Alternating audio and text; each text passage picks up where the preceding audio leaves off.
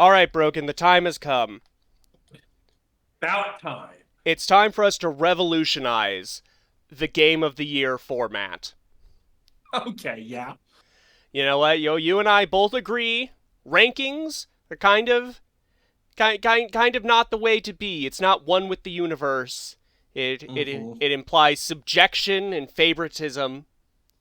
Yeah. It's hard to I defend. Numbers are bad, awards are bad. Everything's really bad at the end of the day. Uh-huh. Yes, yes, yes. So, we're finding a more holistic means to represent our 10 favorite games of the previous year. hmm So, may I introduce to you and the viewers at home the Murph Diagram? Whoa! That's crazy. So, here we have Explain this diagram to me. three bubbles that represent various categories. I feel uh game of the year games tend to fall into. So tickles my fancy. That's just like games that appeal to me personally. I would probably have difficulty defending the choice, but they affected me in a way. I really enjoyed them. I remember them. I respect the craft is for games that, I really appreciate the effort that went into them. They probably did something new and exciting, but it didn't affect me personally. But I have to give kudos where kudos is due. hmm And then would recommend to others, that's more for games that sort of have a general appeal. Like, there's just sort of unequivocally good, you feel, like to general audiences. Or it's an experience you feel that must be played by others. And And it hits that golden circular triangle. It hits yes. that sweet spot. Mm-hmm.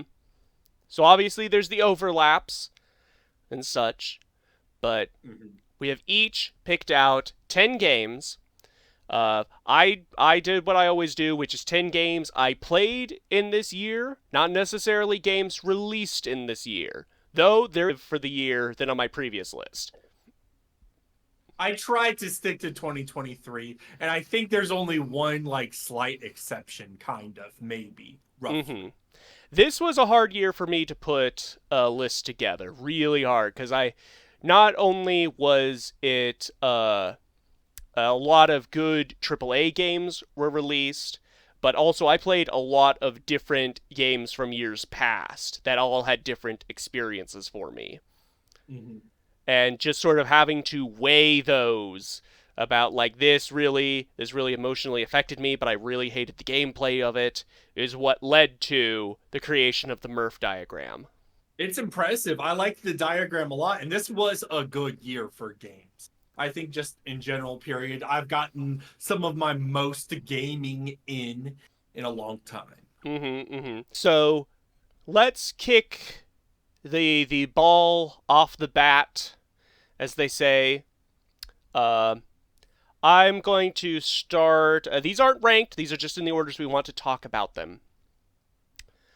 Uh, Game from the tail end of last year. We both played it after we had done our game of the year list. It certainly would have made mine had I found the time to do it before.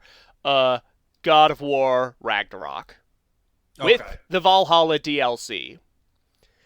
I Um, think, and that just came out, in the past month or so. The Valhalla DLC, it's on my list too. Let's just get take care of this right now. I uh-huh. think the Valhalla DLC bumps the entire game up by a point. Yes, it was everything I wanted in the main game of Kratos actually confronting everything that happened in the previous Greek games. And they go deep lore God of War references with it and stuff. Like he has a whole soliloquy about how he feels bad about the boatman and sort of Yeah, elevating a running gag character to like, no, that was actually really shitty of me that I did that.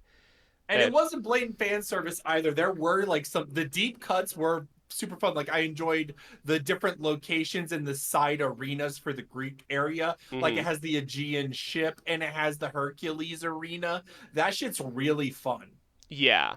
and you bringing in Helios and the reoccurring boss fights with Tyr, where he's busting out all these different weapons and moves that he learned from other pantheons. That's sick. That's so Mhm. cool, especially after how Tyr is treated in the main story. Um, getting to see like the character, the legend from the first God of War Norse game. That's cool as hell.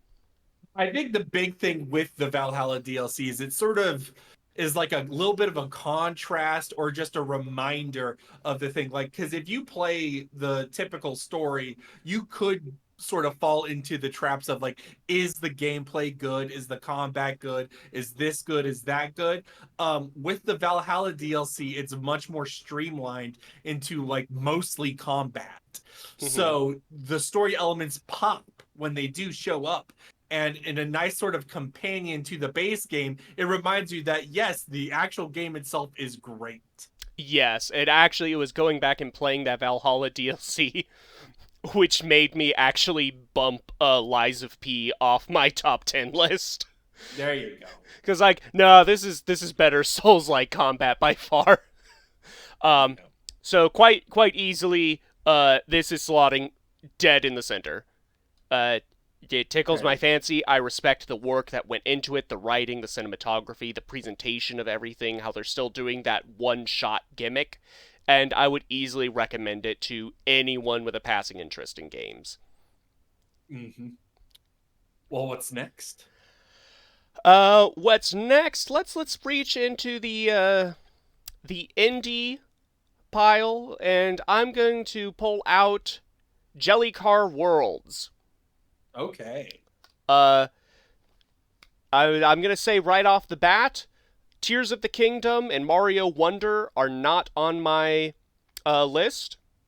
Mm-hmm. Uh, Mario Both Wonder, good games. yep, Mario Wonder was on my list till I remember Jellycar Worlds and how much fun I had with it. Then I played more Jellycar Worlds, and it's easily one of the most fun, inventive puzzle platformers I've played in a long time. It's a game that you play and you immediately start doing like little childish giggles, like tee hee hee hee. Um, you write down like from how how everything is just soft and squishy, and all the sound effects are done by the dev just making like Foley into his microphone, just going like vroom, wah, and things like that. It's just it feels like a present. It feels like your kind uncle has come to Christmas and he's given you a personalized present that he has made because he knows that it appeals to your interests. For me, it's gonna go into tickles my fancy and would recommend to others. Okay. All right. So this is what I was curious about. What part of it, when like you think it's a good game, is it just like the lack, like the difference in production value slash innovation that avoids the respect the craft? Yeah, mm-hmm. Because I think respect the craft is um like some sort Either of it's so innovative that you can't ignore it, or the yes, production value is so high you can't ignore it. yes, exactly, which we may see with some other games on my list. I see. But yeah, Jellycar Worlds, everyone should play it. In fact, you can still play the previous Jellycar games on your browser. This just punches it up, gives you a ton of fun power ups like, hey, turn your car into a rocket, give yourself a grappling hook or a balloon. You can actually design your own car and draw like little pictures on it. It's just reminds me of like the games I played in Flash in my youth where just the dev put in features because he thought they were fun or neat. So the respect the craft section is looking a little empty and barren. I'll bust out a hottish take. All right, Alan I'm Wake ready for it. 2. Hmm. Alan Wake It's 2. out of all of the circles. That's I'm wild. thinking. I'm thinking whether or not it drifts into tickle my fancy enough. I I think it have my does. own, so I will reserve I deeper think comments for later. I think Alan Wake 2 is it is indulgent, it is extravagant, it is like just batshit pretentious. It's everything of like watching a creative get carte blanche to do anything they want with their property and just bring the madness in their head to life. And it has some really great standout sequences. I just don't really like the meat and potatoes gameplay most of the time. Uh, you made an observation the other day is that it's very similar to the Resident Evil 2 remake, and I concur with that. In that game, I wasn't too hot on. I liked it. I respected the craft, but it just wasn't for me. I was feeling more frustrated Well, then with the it combat. sounds like it doesn't tickle your fancy. But But then I guess it's the story that the does. story beats the looping narrative. Like every time they do the bullshit twist of like, is this real or is it actually just a story? Who's writing You the love that. story? You're like, this I is all. Yes, I love it. It's so great. And how can you not like sequences like the Old Gods of Asgard concert or the We Sing segment? I think it's great. I have no idea where they're doing the story from here, especially with the true ending. But I think it was a good game to close the year out with. I probably will never play it again. I will save my comments on Alan Wake 2 for my Venn diagram. Or Venn diagram, I'm sorry. Yes, Murph Diagram, please. Yeah. Who's Venn? Yeah. Okay, this one is easy. I'll get it out of the way. The Outer Wilds, I will put right here in the golden ratio. Uh, I did a whole video essay on this game and what it meant to me. You should all go watch it. I did it at the very end of this year, and it reignited my creative passions. Uh, It's a great video, I will say, and I'll also say I do think Outer Worlds is sort of a must-play game for anyone a fan of the medium. Mm-hmm. Yeah. Just general thoughts, which I had in the video originally, and then I cut out because I wanted to focus more on the thesis. These devs clearly played a lot of Spore. When two Spore fans see the craft of another, we sync energies. I can just tell these guys played a lot of Spore. I won't get too much into that. I really liked. That's deep lore. We don't Yeah. need the deep lore. Just the fact that it's not really a puzzle game. Like it's not like The Witness where you're like quote unquote solving puzzles. It's much more abstract. I was gonna ask you. This is something that I did ask before when we did the episode. You don't see any Riven similarities? Oh, I see the Riven similarities. Outer Wilds just better. Oh, okay. All right. Damn. But like, yes, to me, it's much more like a Riven, where the puzzles are sort of like big picture or very basic breadcrumb, and then like you're really absorbing atmosphere, absorbing what's going on. And then they're just happening. You know what I mean? Yes, it's last year I had Return of the Obra Dinn, which I called like the best detective game I've ever played. Outer Wilds is the best archaeology game I've ever played. You like the fact that there's no discernible order that you're supposed to tackle the planets or the intended path in is great because it means that you're uncovering information in a different order from someone else. And perhaps you're picking up clues like maybe you went to the sun station super early on and learned the revelation there. That was one of the last things I did because I couldn't figure out how to go there. And then when I actually figured out how to go there, it was super obvious, and anyone could have done it at any time. It's great. Next up, very similar to the Outer Wilds, though not quite. I have XO1. This is my hot take for the list, I feel. Okay. Because this is on the list, and like Tears of the Kingdom, Mario Wonder, various and sundry others aren't. This is just going straight into tickles my fancy. I can't put this forward as anything other than a game made just for me. I talked about it on the cast. I don't remember how long ago, but it's a doofy little space game where you're a ball and you're rolling around on the surface of planets. Yeah. And there's like a tenuous space horror story that's very much inspired by 2001: A Space Odyssey. For me, the game's all in the sound design of just the rocks flicking past your little iron ball, the lightning, the atmosphere when you burst above the clouds and everything becomes calm and quiet, and then you fall back in. You can feel the storm clouds passing by you and the electricity crackling. Um, I went back and played this game very recently because I wanted to make sure that my hype around it was genuine, and I sat there completely slack jawed in a trance until I had beaten it a second time. There you go. That's how you know. Okay. Uh, but I don't have the two big Nintendo releases for this year, but I have what I consider the best Nintendo release for this year. I've got Pikmin 4. There you go. Pikmin 4, I'm going to move Jelly Car Worlds over a little bit. It's going to go right here, and it tickles my fancy and would recommend to others.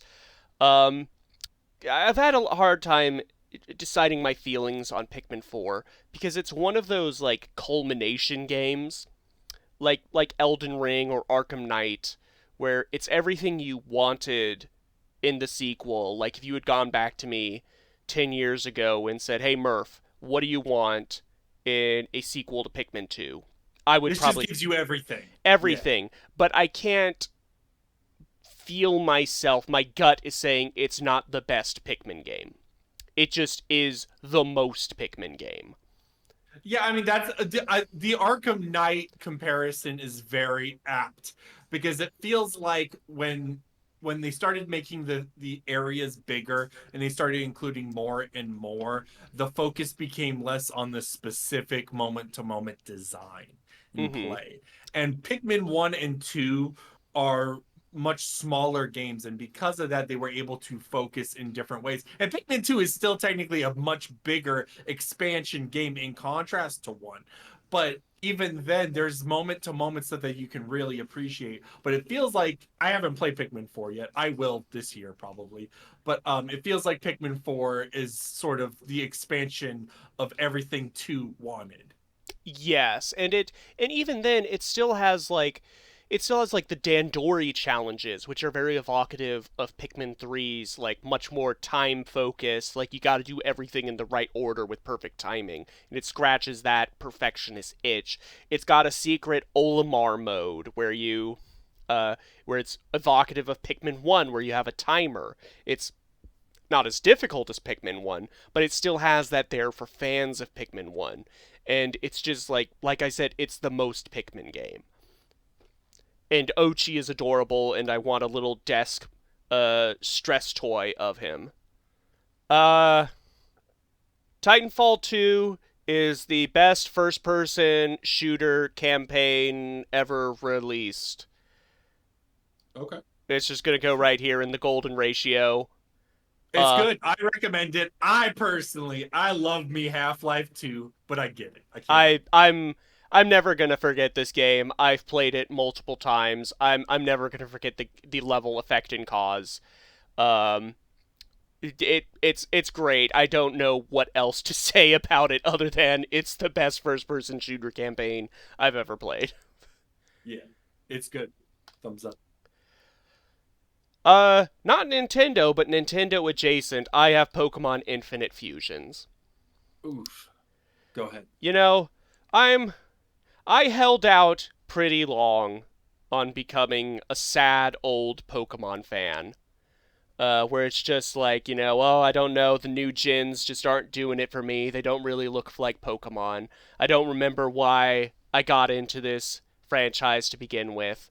Um, Infinite Fusions brought that back. It reminded me of everything I like about Pokemon, not just the gameplay, but the setting, the world, the tone of it. And it's all 100% fan made, pouring their absolute hearts into this project. It's gonna go here and tickles my fancy, and I respect the craft. Okay. All right. I respect that. Okay. Squeaking in at the tail end of 2023, between New Year's and Christmas, I played a little indie game called The Pale Beyond. Do you know this Tell, game? tell us about it.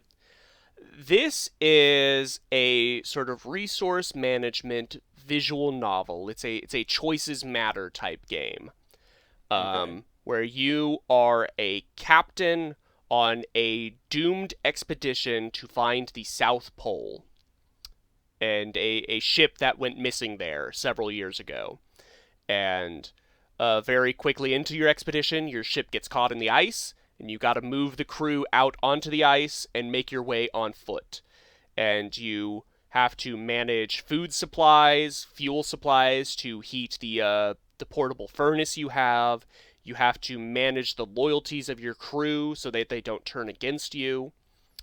Um, and it was very special to me, because I'm the sort of person that very much stresses about choices in video games. Um, I'm not the kind of person who will just like look up optimum path, but if I come to a like an either or choice where both seem really reasonable, I will like just sort of very briefly look up the consequences for either.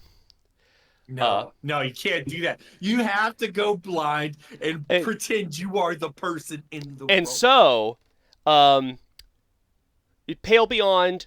What surprised me most about Pale Beyond is that it is not a secret horror or supernatural game.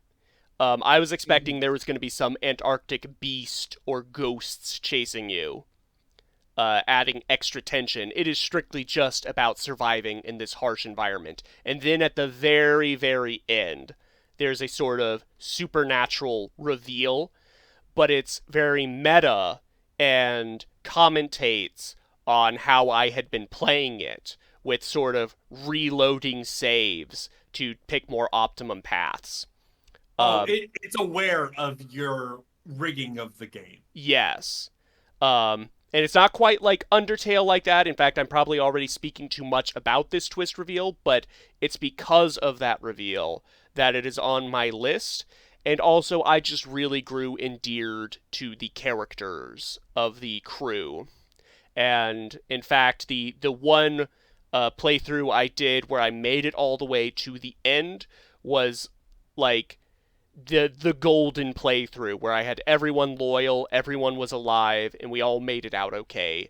And the epilogues to that ending were really satisfying to me. Oh, Um, so it's gonna go. You know what? I'll say this one just tickles my fancy. okay. I see. All right. Uh, And dear listener, if you're wondering why the other two circles look buried, the respected craft being by itself, obviously in a top 10 list, everything is going to tickle Murph's fancy. Does that make yes. sense? Mm-hmm. When we get later on into, say, the games of the week for the podcast, there's going to be more ones that Murph does not like. Yes. Yes. Okay, bro. Let me Oh, lay down some stats for you. okay. Okay. Uh, $45 for a Hori fight pad. Oh, Uh, snap. $69.99 for the Ultimate Edition. Oh, snap. An $80 power line adapter traded for a 1930s cocktail book. A $4.21 for a 3-foot 1 gigabyte Ethernet cable for said power line adapter. Oh, you got to have that cable. You got it. And $6 for a functional costume for Lily. And Oof. I'm tired of playing the sidelines. I got to make my own highlights. It's time to heat up for the Street Fighter 6 of my life. There you go. That's what it's all about.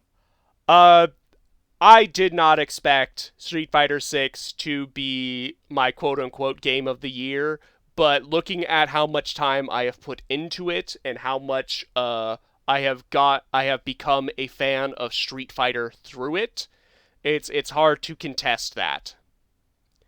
it's hard, you take it for granted after the fact because it's not like a single player experience. It's not like World Tour is like super amazing. Like it doesn't stick with you, but when you're in it, it's like a heat of the moment, like yes, and then that does endure in other ways. Yeah, like when I come off like some very sweaty ranked matches, and I like shut the game off, and I just kind of sit there and breathe for a moment and feel my heart rate go down because I was getting very tilted at getting matched with a gold 2 DJ named Modern Shake My Head, uh, and I shut him down.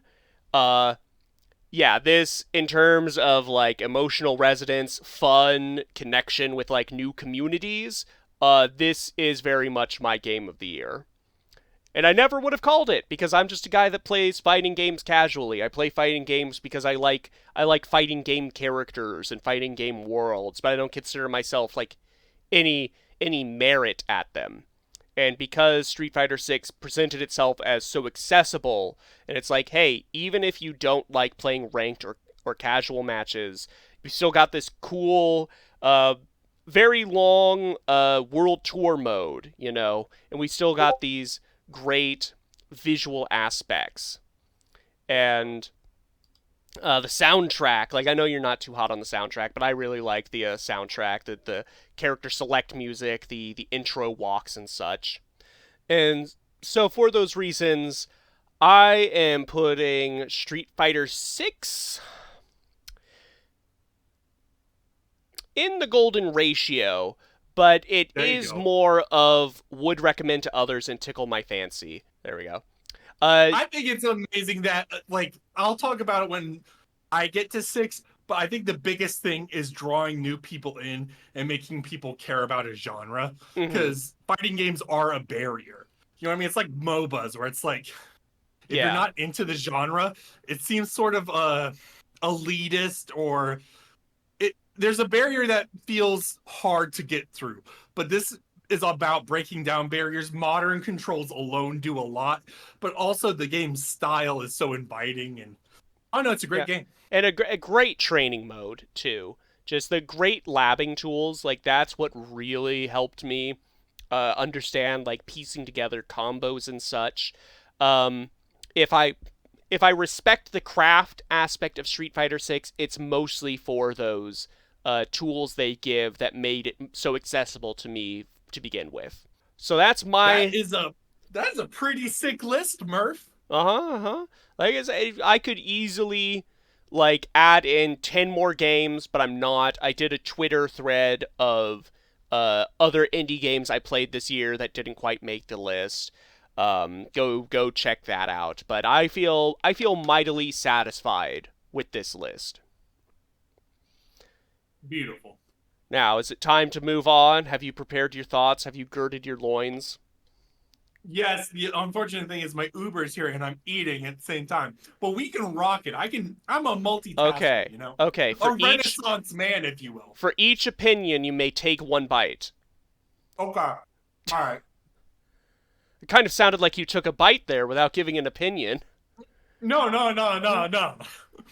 No, it's just sticking my hand in my mouth for fun. Okay. All right. Bring out the Venn diagram. Okay. So the first one we're gonna do is strictly tickles my fancy. Okay. And it's gonna be Story of Seasons, A Wonderful Life. Okay. So to explain to people something, number one, the Harvest Moon developers, I don't know, probably about 10 years ago, more, yeah, around 10 years ago ish, they got booted out by Natsume. And the what we would call the Harvest Moon games of then are actually Story of Seasons games. And the people that make Harvest Moon now are different people. Mm-hmm. So this is a remake of the 2000 like 3 or 4-ish game called A Wonderful Life. So, and it was the Harvest Moon I grew up with and is like the one I liked the most. I think the other one that would compete would be like the Mineral Town games. So like Back to Nature or Harvest Moon 64 or Friends of Mineral Town. But this one in particular was super exciting. This is a big deal game for me. The big novelty of this game was that you, instead of like most Harvest Moon games where you sort of have like 2 years and like you can get married and have a baby, this game charts your entire life. So like you get a farm at 20, and then about every 2 or so years roughly, there's a huge time skip.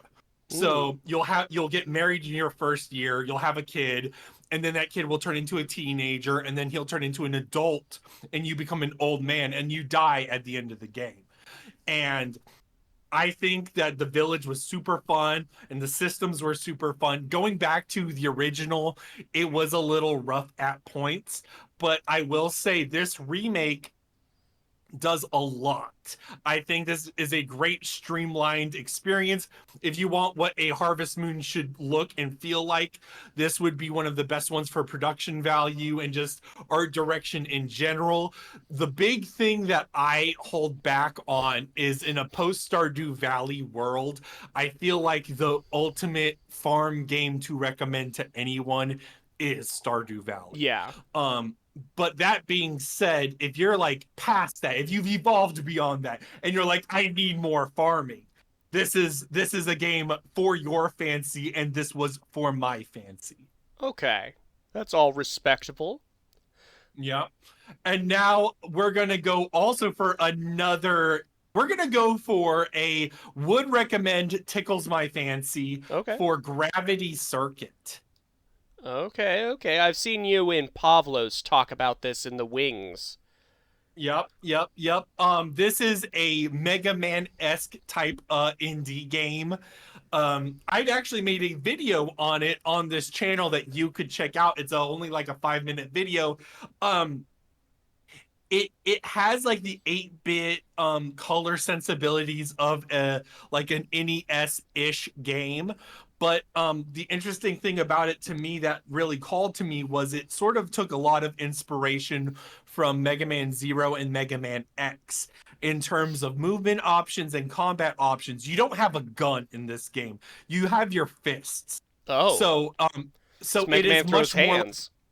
Yes, he throws hands. So a lot of his special moves that you unlock or get are like Shoryukens or grapples, like a spinning pile driver. So if you've played Street Fighter, you're like, oh, I know what to do with these. They're not like complex inputs, but you can sort of create a move set with this stuff.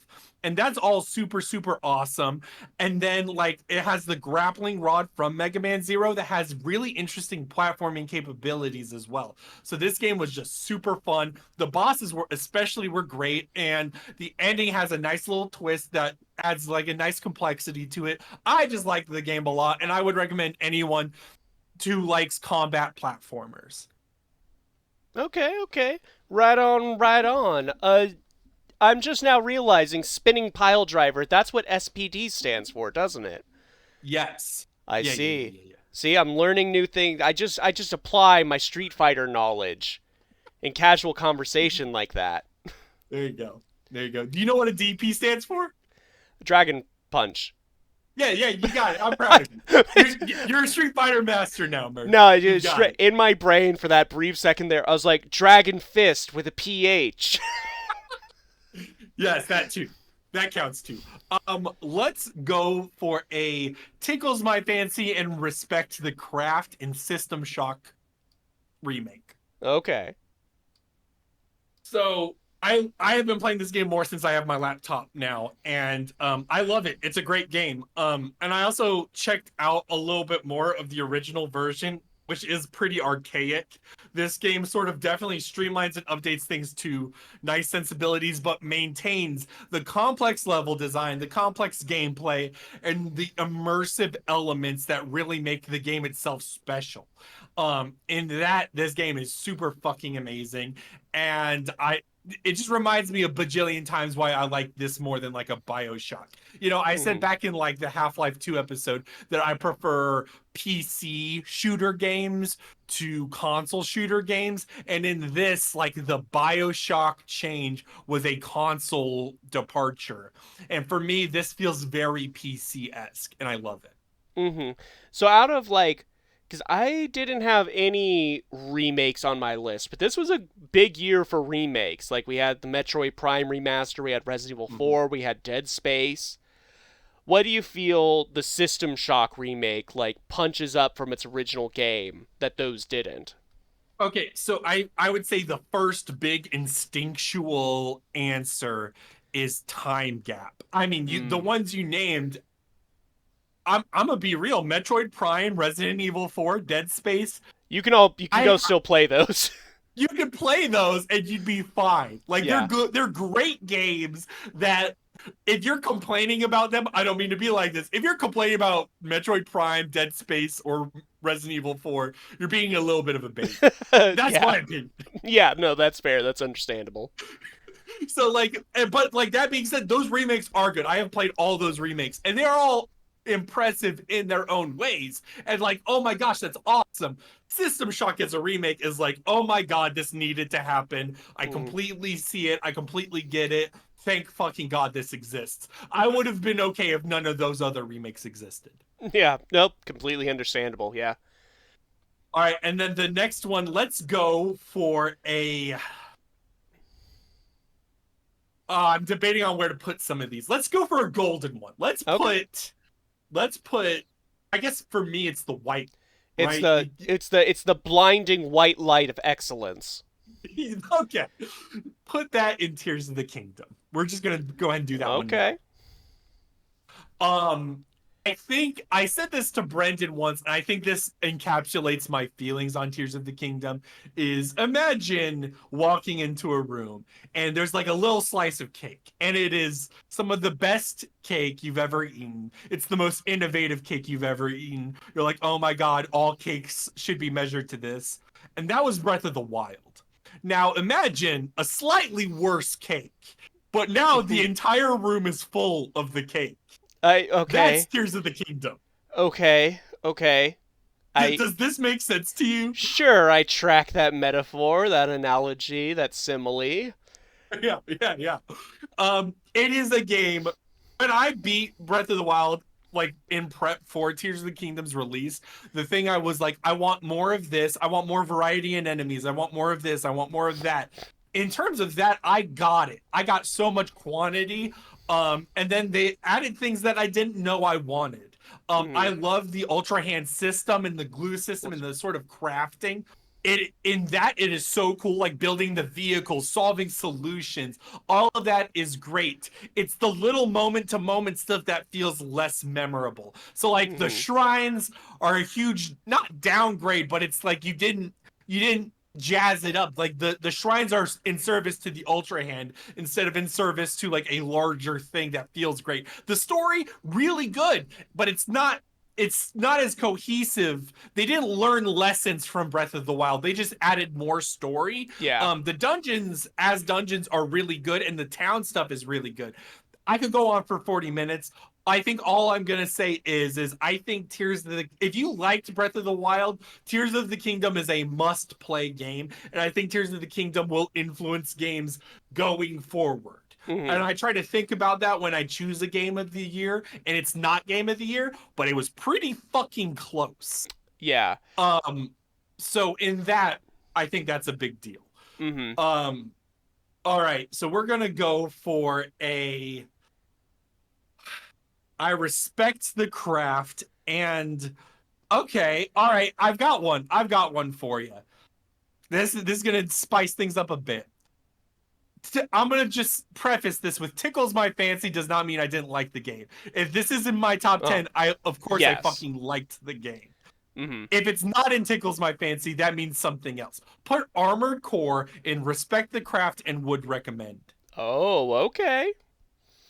Okay, I am not a huge mech guy. I am slowly getting into mech now. I have played Armored Core 6 and I have watched the first 3 Gundam movies and I'm like, I get it. It's fun. It's cute. This is good. Yeah, Good you're like social cool robot. commentary. Yeah, like giant robot, it's not hard to understand the appeal. But what I will say is Armored Core is really, really great in production value in terms of integrity for sticking with what this is. You know, FromSoft could just coast on fucking Souls likes, but instead they made a fucking Armored Core game. And this is a fucking mech ass game. It has an amazing story, amazing production values. You could spend hours just building your mech. And in that shit is so fun. And in that, it drew me in, and I think this is one of the best games of the year. I'm not a mech guy, so that's why I took it out of Tickles My Fancy. Hmm. I still feel like I haven't connected with the love. I don't feel like I love mechs yet, Yeah. but Armored Core shows me a window into how much fun it is. No, no, I follow that completely. It is on the list of games I still need to play from the last year. Mm-hmm. Because I do like mechs. I like mech combat. I was a Gundam kid, G Gundam, which is less Gundam than other Gundams, but Sure. still it's still They're all there. Gundams to me, you Yeah. know. All right, so now we're gonna go for a Respect the Craft Tickles My Fancy and Pizza Tower. Okay. Okay. Yeah. That's another back burner game for me. Pizza Tower is a very memey game, very steeped in both Newgrounds, internet, Ren and Stimpy animation. The animation looks beautiful. The humor is on top of it, but what really sells it for me was the Wario Land 4 meets Sonic the Hedgehog gameplay. It's like a speed run, wacky platformer game that sort of gets you into the moment and gets you to really appreciate the platforming in a It very, very special way. it gets you into a groove. The It's music is amazing, and I suppose it could be a groove, but the groove would be wild, but let's but it's just a say. groove getter. Okay, all right. I gave you Murph Diagram. I'm not giving you Groove Getter. I'm sorry, Okay. Murph. I'll just wear you Um, down. um, just in general, the game is great, and they're about to add a new character. They're about to add the Noise, who is a boss in the game, but he will be his own playable thing. You know, one of the nice things about a platformer is also the variety. So especially when you get into the later levels, they're like, okay, you've played the game, but let's go wild. Let's go into different areas you would never even think of for gameplay purposes. And in that, the game stays fresh the entire time. So I just loved Pizza Tower, and I got the only thing that I wouldn't recommend for it is I feel like it is a very specific kind of game. It's a niche game. Hmm. Its production seems a little complicated, but that being said, if you're even slightly interested, I would recommend it. Four So games now remain. 4 games remain, and they're all big budget AAA games. Hmm. We're gonna put in the I'm trying to think where to go. Let's go Ragnarok now. Just put it in the Respects the Craft would recommend it as well. Because I Oh. don't think I'm in love with God of War Ragnarok, but I feel like I can't ignore it. Does Hmm. that make sense? Nope. That's It what the is, that's what the those two categories are for. yeah, no, I feel like it's a game that I'm still not like part of me is like there's no way this is 10 out of 10. There's a lot that holds it back for me personally, but I also can't say that it's a bad game. I love the game. I do. Hmm. The combat is great when I'm playing it, and when I'm watching it as a story unfold, I'm like, this is a fantastic story that is unfolding in front of me. So I don't know what distance there is for me. I do agree that I think Valhalla sealed the deal because it dealt with a lot of the legacy. And one of the things that I wanted to cite that I didn't cite in the God of War discussion we had earlier in the year and in the last part was is I think that camera thing is so fascinating in terms of like if you play the original God of Wars, they're very much like they're big epic sprawling things with the camera zoomed out and Hmm. Kratos is murdering a bunch of enemies at once. The closed in one shot take camera really is a metaphor for the new direction they're going in and it works so well. Yes. Um I do like the game and I yeah. I would recommend it, and it is one of the best AAA Sony games ever. So yeah. Mm-hmm. Um. All right. So now we're getting to the nitty gritties. Put Alan Wake 2 in Respect the Craft and Tickles My Fancy. Okay. I think I liked Alan Wake 2 more than you did. That's a fair assessment. It probably comes down to me liking the combat. I liked Resident Evil 2's combat. I felt like combat in this game was not the focus and was used as a sort of heavy, difficult accent to certain moments, particularly in like the Saga stuff. Saga has a much more fleshed out upgrade path system and like charm system compared to Alan himself. I feel like there is, without getting too far into it, I feel like there is an imbalance in how much the player wants to play Saga versus Alan. I like that the game allows you to choose which way to go on that, but it's also sort of a hard balance to take. I do like a lot of aspects of the Saga gameplay, and I like the combat in general. I think the game may be too meta at points. The indulgence goes a little too rich for me at Mm-hmm. points, but I think what draws me back in is I feel like when playing Alan Wake 1, it was too steeped in Xbox 360 generation's design sensibilities. And I Mm-hmm. didn't like the game in terms of playing it very much. Yeah. Um, Alan Wake 2 is maybe perhaps also a product of this generation in terms of design sensibilities, but those work for me way more. It feels a lot more cohesive. It feels a lot more impactful. I just loved it in general. Um, and also, I would say the darker aspects of it. I feel like this is a. I don't know if Sam Lake or the other writers were going through something here. This feels like a post-divorce game. Does that make sense? I can definitely see that in the text. I can Yeah, 100% see that in the text.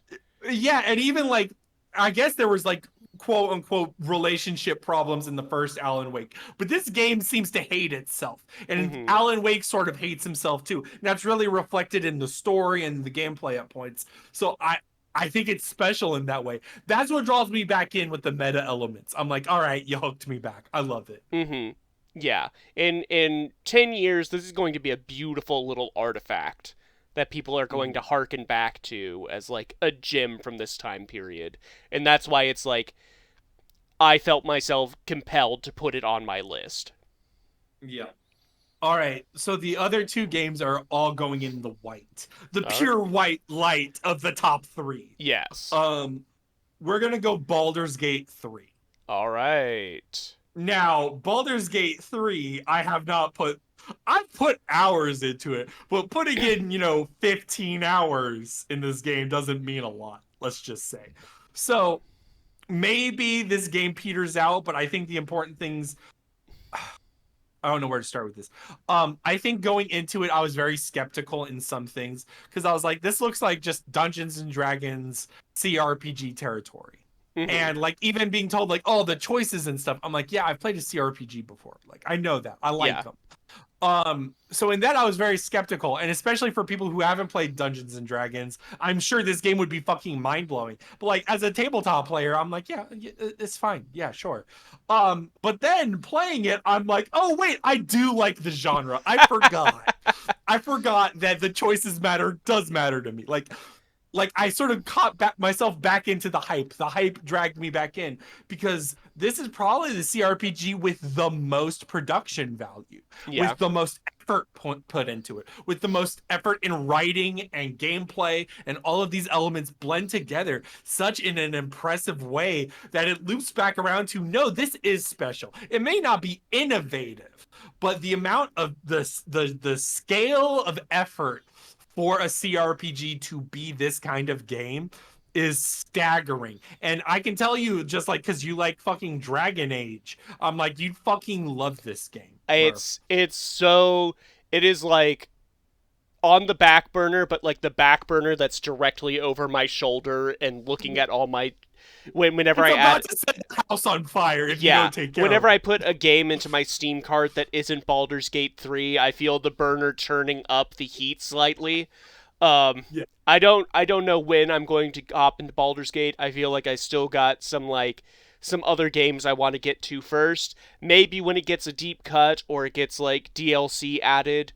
Um, but yes, it is 100% on the list. I need to play Oh it. my gosh. To me, it's a must play. And honestly, I think 10 years from now, when people talk about this year's game selection, the two that they will talk about is Zelda Tears of the Kingdom. And more importantly, they will talk about Baldur's Gate 3. Mm-hmm. And in that, I think Baldur's Gate 3 is a must play. Mm. So, yeah. Oh, and there's one more game also in the white, also beloved, Street Fighter 6. And the only reason I say it won't be talked about in 10 years is just because I feel like people don't think We'll about have fighting Street games. Fighter 8. We'll have Street Fighter 8. People won't think about fighting games. They'll be too preoccupied with $80 packs for costumes. Mm-hmm. Um, there'll be a lot going on. But that being said, I've had 3 waves where I've been hooked into fighting games. One was in 2008, 2009 with Street Fighter 2 Super Turbo HD Remix and Street Fighter 4. And then I got hooked back in with Street Fighter 5, but that hook did not last long because I didn't like Street Fighter 5 very much. Mm-hmm. Then this time around, I got hooked back in. I was like, wait, I love the genre, and this game does so many things right that it just reminded me of what to love about everything. The style, the gameplay, just every fucking thing about it just reeks of like, oh, I have to keep playing this. And it's always like one of those moments. The 2 fucking favorite moments in a fighting game to me is when I figure out another player. I'm like, you just keep doing that. Let me just fucking beat you because I Mm-hmm. know I'm better than you. Yeah. Or when you're in so much of a fucking rut that you're like, one more game, one more game. Even when I'm losing, I'm having fun because I'm addicted. I need that last fucking win, and Mm-hmm. you never get it, but it's so fucking worth it to try. I would recommend it to everyone. If anyone is scared to play a fighting game, I think Street Fighter 6 is an excellent entry point. Yep, yep, yep. I would concur. I echo all of that. All right, Murph, that is mine. Yeah. And you Uh, feel mighty confident about all that. Is there I do. anything is there anything that's missing? Like you're still like what if? Um, I've listed them before. I guess not off the top of my head. I will say the Phantom Liberty Cyberpunk DLC was so close to making it to this fucking list. I had to have Murph change it. Mm. I think Cyberpunk has shaped up to be an amazing game worth playing, and that's saying a lot. And Yeah. especially the DLC itself is such a great contained story, and has excellent performances and excellent gameplay additions. The car combat is way better. Like everything about the game is so much better. I love it. Um, there's a bunch of other 2023 games that I enjoyed. The remakes, I played all of them to varying degrees. And I think like Resident Evil 4 sort of like landed in like a meh territory for me. But I was Yeah. really impressed by the Dead Space remake, mainly because it is just Dead Space, but it's like all the little like edges of like mediocre sanded over. Like if we said B minus to Dead Space, I would put Dead Space remake at a B plus. Mhm. Yeah. So I feel like it is a positive shift. Um yeah, no, otherwise nothing else is coming to mind, but if you got any comments or questions, you can list them below. Yeah.